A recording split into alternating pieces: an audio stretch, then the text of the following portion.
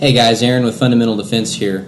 I want to talk to you guys today about the National Rifle Association and the fact that we are really bad as an organization at public relations, okay? Now I say we when I talk about the NRA because I'm a life member of the NRA. I have been for several years now. My grandfather was a member of the NRA. I got my old ratty life membership card here. I probably need a new one in the mail.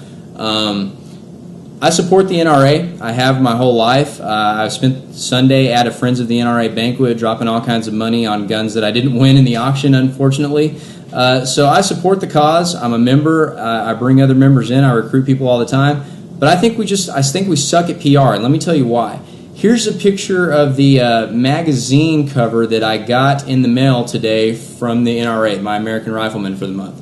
It's got an ISIS terrorist on the cover. It says, "Chaos is at our door." And it says that our Second Amendment is now more important now than ever because presumably ISIS is coming to get us, right? Now, ISIS is a very real, credible foreign policy threat. And I think Obama's foreign policy on this whole thing sucks. If I had my way, we'd use the full might of the American military to crush ISIS and really make them run for the hills and treat them like the terrorist rats that they are. But that being said, that has nothing to do with why I strap on a Glock 19 and walk out my door every day.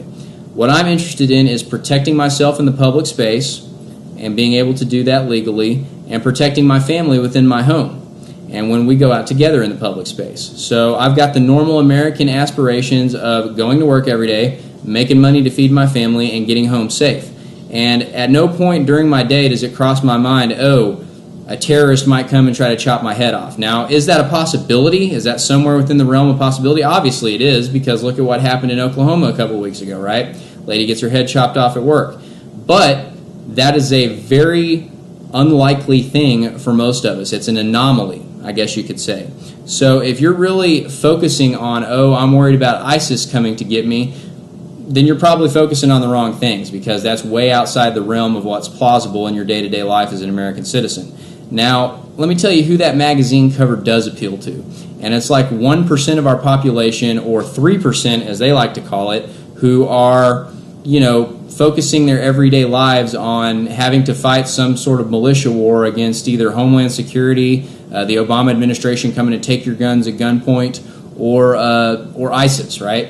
And I don't think that represents a wide swath of who we have in the NRA or who we want in the NRA. And so I think that's really ineffective PR. If I'm the NRA and I'm sending out a message to my membership right before an election, what I'm going to be talking about is that your NRA, your Second Amendment rights are now more important than ever because they're under assault by the Obama administration and all these executive orders and things like that. It's going to be a picture of a guy doing the things that normal guys do, strapping on that concealed carry weapon to walk out the door.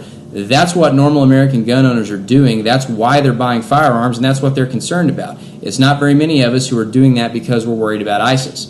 So it's very ineffective PR. I think it only appeals to a very radical 1% of our movement, and I don't think it really paints a good picture of us to people who maybe are on the fence. Maybe they're like, I really care about personal defense, and I want to be able to defend myself and my family, and I'm not really worried about training to fight the government or training to take on ISIS, though. If I did that, maybe I'd join the military. There's a suggestion. If you're really worried about ISIS, go enlist, right?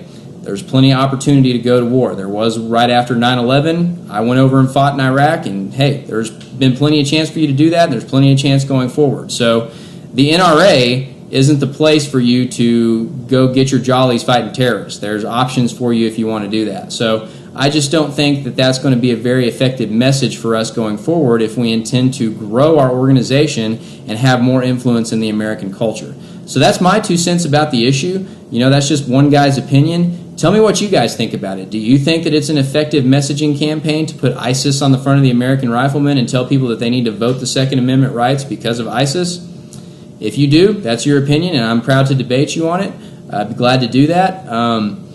Let me know what you think, guys. I think we got a long way to go on the PR front with the NRA, though. I think we need to get some young blood in there who really understands the pulse of the American people, and this magazine cover for me just demonstrates that fact.